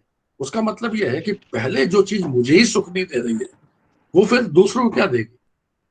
तो जी, पहला वही आनंद तो अनुभूति। लिखते समय, पहला आनंद तो जब आपका है। जी लिखते समय अगर मुझे लग ही नहीं रहा कि मैं उसमें डूबा हुआ हूं, तो फिर जी, वो और कोई क्या डूबेगा। तो इसलिए जो है, बिल्कुल सही सर। जो आपकी ये 8वें दशक के तमाम कवियों को देख लीजिए, भोपाल से कोई आता है जी जी तो वो वहां की मिट्टी की गंध नजर आएगी। और कहीं से आता है, जी, आज भी बिल्कुल। कुछ जब मैं कविताएं पढ़ता हूँ तो मैं कहने से भूलता नहीं कि देखिए भाई, आप अपने खित्ते को मत भूलिए। वो जो आपके जी लिए सहज रूप से अभिव्यक्ति का की क्षमता दे सकता है, और कोई रूप नहीं दे सकता। तो इसलिए जी, ये मेरे को वो चिड़िया का ही ब्याह लगेगा मुझे इसमें। वो गीदड़ या बिल्कुल सियार या बिल्कुल। लोमड़ी वो नहीं, वो मेरे लिए बात नहीं बनेगी। ये कहना मैं चाहता हूँ। बिल्कुल बिल्कुल लेकिन जैसे ही मैं बिल्कुल चिड़िया सर। का ब्याह कहूंगा, हर जो पाठक जो है वो अपने अपने संदर्भों को ले आएगा। आप ये जोड़ होता है। सकता है जी, बिल्कुल जी जी, बिल्कुल। ठीक है ना। अब एक देखिए, कुछ मैंने ऐसी कविताएं भी लिखी है जो कुछ कवियों बहुत कम लिखी है।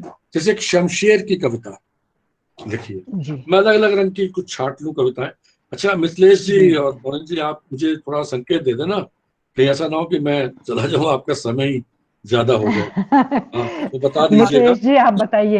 हाँ, दो एक मिथिलेश कविताएं जी। समय बस मैं, समय तो हम लोग पार कर गए हैं, एक दो कविताएं और पढ़े आप। चलिए मैं एक दो कविताएं जी पढ़ता हूँ। जी, अभी उसके शमशेर की बाद कविता आ गई।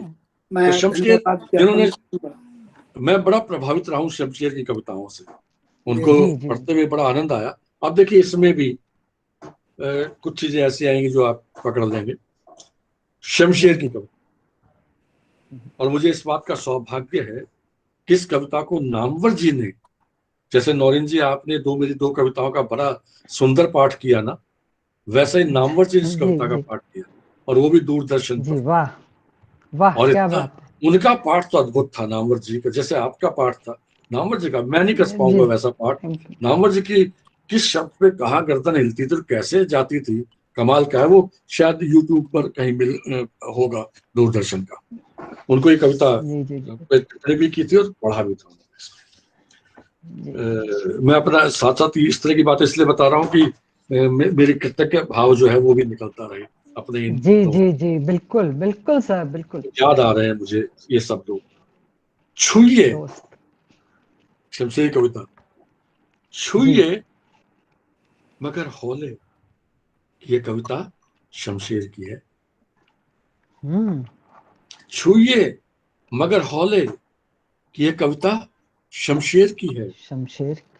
और यह जो एक आध पाखुरी बिखरी सी पड़ी है ना, और यह जो एक, उनका शिल्प देखिए कविताओं का तो याद आ जाएगा, और यह जो जी जी। एक आध पाखुरी बिखरी सी पड़ी है ना, इसे भी ना हिलाना।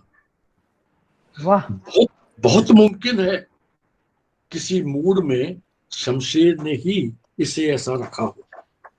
जी बहुत खूब, बहुत बहुत खूब। मुमकिन है किसी मूड में शमशेर ने ही इसे ऐसा रखा हो। ऐसा रखा हो। दरअसल शरीर में जैसे दरअसल शरीर में जैसे हर चीज अपनी जगह है, शमशेर की कविता है। वाह। देखो, देखो शब्द समझ, देखो शब्द समझ शब्द समझ। कहीं पाँव न रख देना। क्या देखो बात है, क्या बात है। शब्द समझ कहीं पाँव न रख देना, पाँव ना रख देना। अभी गीली है। वाह। जैसे आंगन माँ ने माटी से अभी अभी लीपा है, ये अभी लेपा हुआ है। वाह। जैसे आंगन माँ ने माटी से अभी अभी लीपा है, अभी अभी लीपा है। शमशेर की कविता है। क्या बात है, क्या ये बात है। देखिए 1978 में लिखी गई थी, और एक हमारे बहुत अच्छे कवि कम आयु में चले गए सोमदत्त, उन्होंने साक्षात्कार में छापी थी इसे, और वहीं छपते ही मेरे मित्र और हमारे हिंदी के बहुत बड़े कवि हैं अब, राजेश जोशी, उसने इस कविता की बड़ी तारीफ की थी उस समय। बहरहाल मुझे कहा गया कि अब एक दो कविता, मैं एक ही कविता और सुना देता हूँ, और उसके सर, बाद फिर खंड खंड अग्नि से कुछ थोड़ा सा अंश। अच्छा, तो खंड मैं खंड फिर अग्नि से। खंड खंड अग्नि से ही सुना देता हूँ, ये तो फिर कविताएं तो बहुत है, आप जी जानते जी। ही है ना। या तो देखिए, मुझे कोई मुगालता नहीं है, वो थोड़ी लंबी हो जाएगी। या तो खंड खंड अग्नि से सर कुछ सुना दीजिए। मैं आपको सिर्फ एक आध अंश सुना देता हूँ। देखिए सबको पता है, जब विजय हो गए, राम लंका पर विजय राम। प्राप्त करके, तो जी जी। तमाम चीजें हो गई। तो उस समय जी सीता वहां बैठी है, सीता के मन में क्या जी। होगा हम सब समझ सकते हैं। तो जी जी। विजय, तमाम सारे वातावरण में गूंज रही थी, तो हनुमान आते हैं, और हनुमान जो है वो सिर्फ इतना बताते हैं कि विजय प्राप्त हो गई, और सीता क्या सुनना चाह रही होगी जी। या हम सोच सकते हैं। तो लेकिन हनुमान जो है सिर्फ बता करके विदा देना चाहते हैं। उसके बाद सीता कहती है, हनुमान पूछते हैं हाथ जोड़ करके, माँ संदेश तो प्रभु के लिए कितने उत्सुक होंगे वे। सीता स्वर में कष्ट है, और मैं, देखो हनुमान, देखो इस मन को, अब भी छाप है जिस पर। संदेश, सीता का संदेश, पहले पूरा तो करो वत्स संदेश प्रभु का। हाँ, अगर इतना ही था संदेश प्रभु का, अगर इतना ही था तो कहना हनुमान प्रभु से, नई नहीं है कथा विजय की, तो भी बधाई हो प्रभु को, फिर प्रमाणित हुआ है उनका बल ही।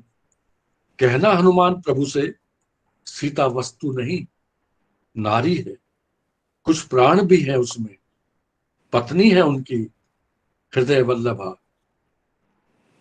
तो भी छोड़कर मर्यादा युग की मांगती है। हाँ मांगती है हनुमान दर्शन अपने ही प्रभु के, चाहती है चिर प्रतीक्षित वह आलिंगन, तिल तिल जी है सीता जिसके लिए। वाह वाह। वह तूफान क्या बात। चाहिए, वह तूफान चाहिए प्रभु का, जो शांत कर दे उठे तूफान को सीता के हृदय में। बस और मत झुकने दो हनुमान इन पेड़ों, इन हवाओं के नेत्रों को लाज से। बस क्या सचमुच नहीं दिया आदेश, क्या संदेश ही मेरे बुलावे का प्रभु ने? क्या सचमुच नहीं दिया आदेश या संदेश ही मेरे बुलावे का प्रभु ने? विजय पहली तो नहीं कि भूल जाए मन में स्वाभिमान सीता का। उसके बाद क्या फिर बात है। विश्वास वगैरह होते हैं। बस एक अंश मैं आपको और सुनाऊं। यहाँ सीता अपेक्षा कर रही है, राम से आए, अपनी बाहों में भर लें, और यहाँ मात्र ये संदेश सुनने को मिल रहा है कि विजयी हुए। ये कोई नई बात नहीं थी। लेकिन मैं सीता और राम बहुत को बढ़िया। ले रहा हूँ। वो असली जी बात तो विश्वास और वो सब करेंगे। जी जी जी जी, जो विश्वास का जरूर लेकिन आप करेंगे। देखिए उसके बाद ये सूचना आती है कि विभीषण आ रहे हैं सीता को लिवा ले जाने के लिए। जी आप देखिए 14 वर्ष तक जो रही है वो क्या सोचेगी, और जब पता चलता कि विभीषण आ रहे हैं लिवा लेने के लिए तो क्या प्रतिक्रिया हो सकती है। बिल्कुल, जी बिल्कुल बिल्कुल। सीता भौचक्की से, ये क्या सुन रही हूं मैं, ये क्या हो रहा है सूचित? लिवा ले जाएंगे विभीषण सीता को राम तक? विभीषण, सुना तुमने शर्मा? सीता जो ब्याहता है राम की, सीता जो प्यार है राम का, लिवा ले जाएंगे उसे विभीषण राम तक? वही है ना मेरे राम जिन्हें देखकर पहले पहल मुंद गए थे झट पलकों के द्वार। इससे आपको तुलसी याद आ जाने चाहिए। जी बिल्कुल बिल्कुल। कि पहली बार मिले थे राम, और वो थे दीने पलक कपाट सयानी। ये जी भाई की है कि कहीं राम जो है, जो हृदय में आ गए हैं, वो चले ना जाए वापस, तो तो दीने अपनी पलक आंखें कपाट मूंद लें। सयानी। ये उसके जो है जी जो पलकों के कपाट है वो बंद कर दिए ताकि निकल ना पाए। जी, वहीं से नहीं मैंने जी उठाया है ये। मैं साथ साथ बता रहा हूँ कि जिनको समझ है वो तो समझ जाएंगे। जी वही है ना जी मेरे जी जी। राम जिन्हें देखकर पहले पहल मुंद गए थे झट पलकों के द्वार। उतर आए थे राम भीतर से भीतर तक। वही है ना राम पिता की विवशता पर जिन्हें क्षण भर को भी नहीं हुई थी दुविधा। वही है ना राम कितनी तत्परता से खा लिए थे बेर शबरी के, क्षण क्या नहीं बात लगा है। था जिन्हें अहिल्या के उद्धार में। फिर कौन सी थी बाधा आज जो दौड़े नहीं आए राम, दौड़े नहीं आए मुझ तक। वाह।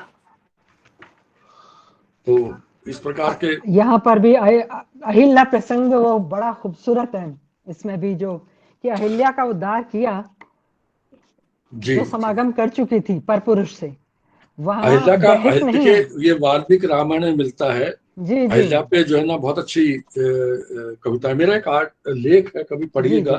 जी इसमें दो जी जी पुस्तकें हैं, एक समझा परखा जी और एक पढ़ते जी समझते। समझा परखा में जी जो है जी ना नारी विमर्श पर लेख है पूरा पूरा, और उसमें जी जी। मिथकीय मिथक को लेकर के जो हमारी मिथकियों को लेकर। कवियत्रियों ने जो लिखा है वो जी उसमें जी तमाम। तो उसमें जी प्रभा खेतान ने तो पूरा अहिल्या पे लिखा है और लोगों ने भी लिखा है। लेकिन मुश्किल जी ये जी और उपन्यास भी लिखे गए हैं, पंचकन्या लिखा गया है, उसमें जी भी जी अहिल्या का जिक्र आया है अपने जी जो जी वो है। तो लेकिन आप ये देखिए अहिल्या का भी मैं चौंक गया था पढ़ करके उसमें वाल्मीकि रामायण में ही वहां पर ये आता है कि जी जी। अहिल्या ने इंद्र के बारे में कहते हैं ना कि वो मुनि वेश में आए थे, यानी उनके पति के वेश में आए थे। हाँ, अहिल्या ने उनको पहचान लिया। ये पहचान लिया प्रसंग आता था। है कि जी और जी वो अपने मन में खुश हो रही है कि आह, असल में अहिल्या के उनके पति का जो आयु का था वो बहुत बड़ा गैप था, ऐसा माना अंतर। जाता, जी अंतर था।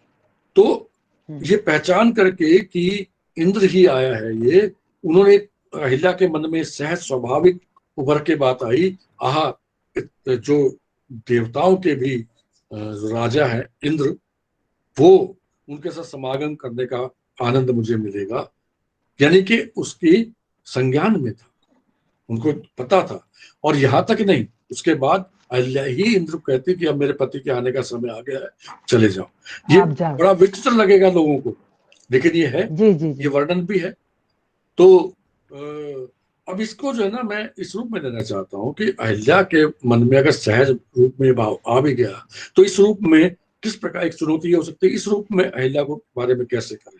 और उद्धार जो किया होगा, जाहिर है कि अहिल्या को जब गौतम ऋषि को पता चला होगा, उन्होंने अहिल्या को आकर तो एक आश्रम के कोने में पड़े रहे, वो एक कोने में पड़ी पत्थर रहना बन ही, गए। पड़ी रहना ही पत्थर ही है वो, और क्या, पत्थर जैसे जी पड़ा हुआ है ऐसे तुम भी पड़ी रहो। और फिर राम ने आकर जी के समझाया होगा, बुझाया होगा। अब राम के संदर्भ में जो यह बात आती है संकेतों में, कि वाली के घर में भाई की, सुग्रीव की पत्नी रह चुकी है, जी तब भी उद्धार किया। वो जी। गौतम ऋषि, अहिल्या ने जानबूझ किया, तब भी उद्धार किया। तो सीता के मन में बात नहीं आएगी यार, मेरे ऊपर फिर ऐसी ऐसी क्या बात हो गई, जो मेरा संदर्भ आया तो मुझे ये कह रहे हैं कि जी तू इसके साथ चली जा, उसके साथ चली जा, कहीं भी चली जा, मैं तो स्वीकार नहीं यहाँ करता। पर स्त्री को देह के रूप में देखा गया, यहाँ देह के स्त्री रूप में पत्नी देखा, नहीं है, देखिए सिर्फ देह के ये, रूप में देखा गया। जी, तो अभी हमारे यहाँ भी लेखन है। देखिए मैं प्राय करता जी हूँ, आवा चित्र, जी अपने चित्रा मुद्गल का है आवा, उसको पढ़िए, जी बहुत जी जी सही जी रूप जी में स्त्री विमर्श आएगा। वहां क्या है, स्त्री विमर्श का अर्थ प्रतिशोध नहीं है, प्रतिरोध है। स्त्री ये नहीं कहती कि मैं दुनिया से पुरुष को समाप्त कर दूंगी और नहीं केवल नहीं ये नहीं, बिल्कुल ऐसा स्त्रियों की बहुत दुनिया रहेगी, खूबसूरत। ये स्त्री विमर्श जी नहीं जी होता है। स्त्री विमर्श जी को पुरुषत्व, जो मानसिकता है, जो जी सोच है, उसके ऊपर वो कहते हैं ना, उस सोच को, पुरुष जी को सोच से मुक्त करना। आगे कहा करते थे कि बदलना नहीं, मुक्त करता है साहित्य। मुक्त करने का मतलब यही है जी जी कि पुरुष को बदलने में फिर भी कुछ चीजें रह जाती हैं, पुरुष को उसके पुरुषत्व की जो, का जो गुरूर है या जो बातें हैं, जो समझ है, सोच है, उससे मुक्त करता है। ऐसा स्त्री विमर्श होना चाहिए। बिल्कुल मुक्त करने का मतलब फिर ये हो गया, प्रतिशोध नहीं है, वो प्रतिरोध है। प्रतिशोध में तो फिर क्या हो बिल्कुल जाता है, बिल्कुल। आज मैं हावी हूँ, कल आप हावी हो जाए, कल फिर वो तो मैं हावी हो साथ जाऊँ, फिर साथ फिर साथ लेकर चलने की बात है सर। बिल्कुल। तो प्रतिरोध होना चाहिए। साथ लेकर प्रतिरोध, चल। तो जी प्रतिरोध का जो स्वर है, जैसे आवा में उपन्यास में आता है, बहुत अच्छे ढंग से आता है। जब वो गर्भवती हो जाती है जी और उसका मुसलमान लड़का ये कहता है कि मेरे माता पिता चाहते हैं तो धर्म बदल रहे, कहती मैं नहीं बदलूंगी, मैंने तुझसे प्यार जो किया था वो इस शर्त पे थोड़ी किया था, मैं अपने बच्चों को पाल लूंगी, मैं सिंगल मदर रहूंगी, लेकिन मैं नहीं करती। तो ये, अब उसके बाद वो सोचे, वो मुक्त हो अपनी सोच से। और जी दूसरी तरफ जो है, कुछ ऐसी भी हमारे यहाँ बहुत उत्साही स्त्री विमर्श लिखने वाली है, नाम नहीं लूंगा मैं, जिनके यहाँ जी। पुरुष से बदला, पुरुष के द्वारा ही अपनी देह दे करके किसी दूसरे पुरुष से पहले पुरुष को पटवाती। अब ये कौन सा स्त्री विमर्श हुआ। नहीं नहीं। आपने एक पुरुष हम्म, को, जो जिसने तंग किया, उसको उसको समाप्त उससे करवाने के लिए प्रतिशोध लिया ना। दूसरे ये तो पुरुष के बदला पास जो है लिया। ना, अपनी देह दे करके और आपने लिया, ये कहा। तो ये देह का नहीं, ये मानसिकता और सोच के बदलाव की बात। सोच की बात। जी तो ये तमाम चीजें और हैं देवेक जी, जो, ये सोच सिर्फ स्त्रियों की ही नहीं है, पुरुषों की सोच का भी इवोल्यूशन होना बिल्कुल, चाहिए। जी बिल्कुल, मुक्त और बिल्कुल होना वो चाहिए। हमारे बिल्कुल। भारतीय समाज में वो इवोल्यूशन नहीं हुआ हम्म, जी जी है। वो एवोल्यूशन वो प्लेस थी। इवोल्यूशन अभी भी होना है, और मुझे लगता है कि उसकी प्रक्रिया बहुत धीमी है। धीमी है, आप ठीक कह रहे हैं। नहीं, वो देखिए, मर्दवादी सोच, हम लोग तमाम जगहों से जी बलात्कार की सूचनाएं हमें मिल रही हैं। जी जी जी एक जो पुरुष सत्ता को थोपने का, इम्पोज जी करने जी का, जी और वो पुरुष सत्ता को इम्पोज करने का सिर्फ स्त्रियों पर ही नहीं है, अपने से हम्म, कमजोर पर है। हम्म।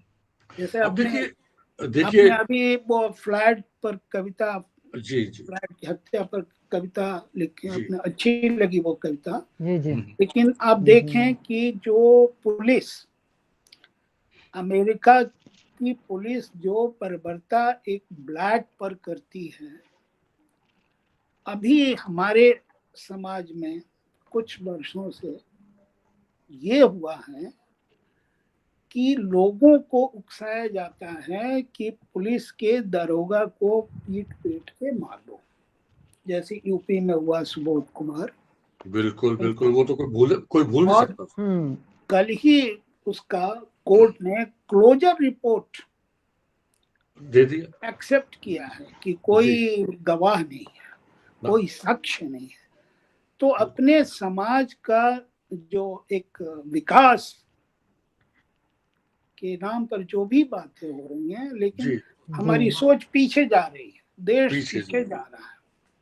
अच्छा, ये बात स्त्री विमर्श नहीं, आप दलित विमर्श ले लीजिए, आदिवासी विमर्श लीजिए। अब तो आदिवासी विमर्श में लुगुन ने बहुत अच्छी नए ढंग से कविताएं लिखी हैं।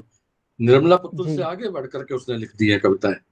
तो आप देखिए, अपने ही भीतर से अपने ही तरह के जो लोग हैं वो ही जो है पुष्ट करने लगते हैं उन चीजों को जो कि नहीं होनी चाहिए। उसके लिए जैसे कि नारी विमर्श में बहुत बार हम देखें कि नारी ही पुरुष के पुरुष उस तरह की चीजों को पुष्ट कर रही होती है अपने बेटों के संदर्भ में। बेटे बहू का मतलब आ जाए तो प्राय नारी के रूप में माँ जो है बेटों का साथ देती है। दिविज जी, उनकी मानसिकता की बुनावट हम ही करते हैं ना। बस ये परिवार ही करता है, समाज ही करता है, और फिर दबते दबते स्त्रियों की मानसिकता वैसी ही हो जाती है जैसे पुरुषों की होती है। उनमें भी एक पुरुषवादी सत्ता का भाव समा जाता है। नहीं, मैं तो ये यहाँ पर ये जोड़ना चाहूंगा कि जो ये कहावत है ना कि स्त्री होती नहीं बनाई जाती है, ठीक है, पुरुष भी होते नहीं है, पुरुष भी बनाए जाते हैं। हाँ, बनाए जाते हैं, पुरुष भी हम ही बनाते हैं, हम ही बनाते हैं। लड़कियां भी होती हैं, लड़के भी होते हैं, और हम कुछ कहते नहीं है, जानबूझ के कुछ नहीं करते हैं, लेकिन पूरे परिवरिश की प्रक्रिया ऐसी होती है कि उसमें वो विभेद पैदा होता चला जाता है, और उसका असर अल्टीमेटली भारतीय समाज को ही सहना पड़ता है। जी, तो हमें तो ये स्त्री विमर्श को भी एक नया डायमेंशन देना पड़ेगा। नहीं, हमारी कुछ साहित्यकार दे रही हैं। देखिए, आप मृदुला गर्ग को लें, चित्रा मुद्गल को लें, ममता कालिया को लें, निर्मला जैन को लें, महादेव वर्मा को पढ़िए आप। महादेव वर्मा का जो गद्य है उसमें जो है वो प्रतिशोध की बात करती है, वो प्रतिरोध की बात करती है, प्रतिशोध की नहीं, प्रतिरोध की बात करती है। प्रतिरोध की बात करती है, प्रतिरोध की बात होती है जी। वो वैसे ही है जैसे पुलिस फ्लाइट को मारती है और यहाँ एक भीड़ को उकसाते हैं और वो सुबोध कुमार सिंह को मार देती है। बिल्कुल बिल्कुल उसी तरह की बात इसमें भी चलती है। तो क्या अब हम लोग अंत की ओर बढ़ें? मैं चाहता हूँ कि एक कविता अपनी पसंद की आप सुनाएं, उसके बाद मैं धन्यवाद ज्ञापन करता हूँ। जो बात चल रही थी, मैं उसी को, एक कविता है जो लम्ही में छपी थी, वह खास था। आप देखिए आज के संदर्भों को किस रूप में लाती है। उसके हाथ हवा में लहरा रहे थे,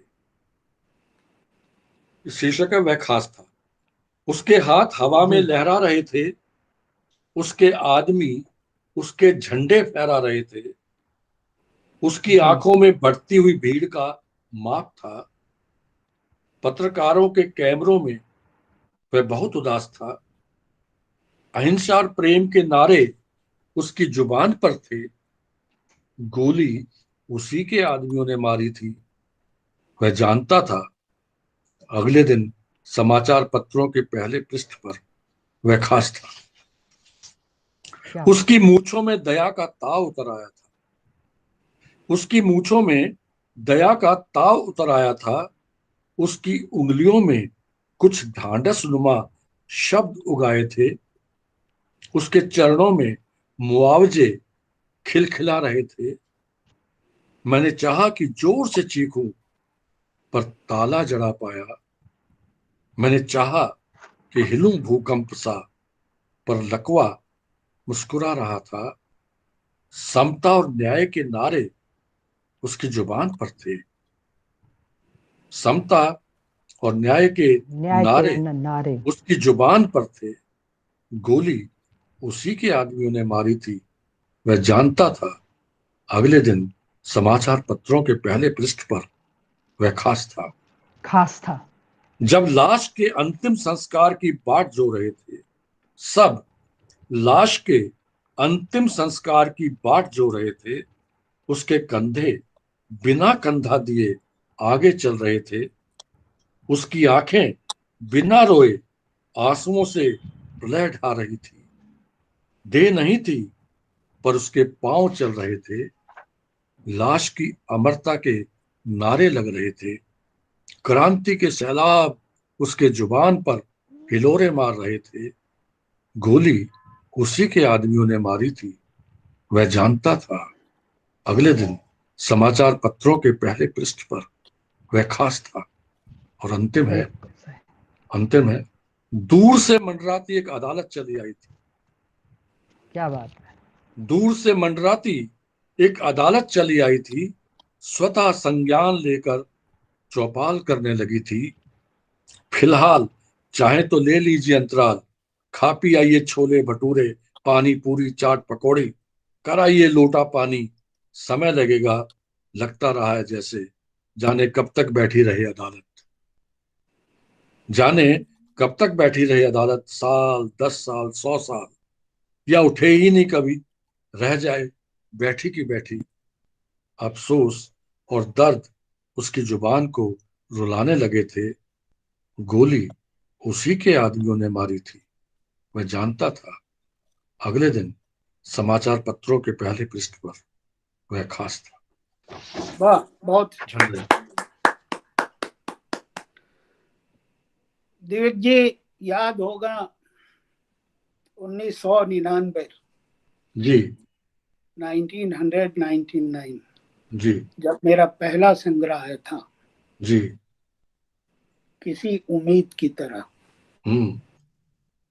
और उस पर अपने रसियन सेंटर में जी जी परिचर्चा आयोजित करवाई थी,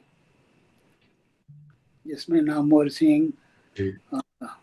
विश्वनाथ त्रिपाठी, आप और तमाम लोग थे।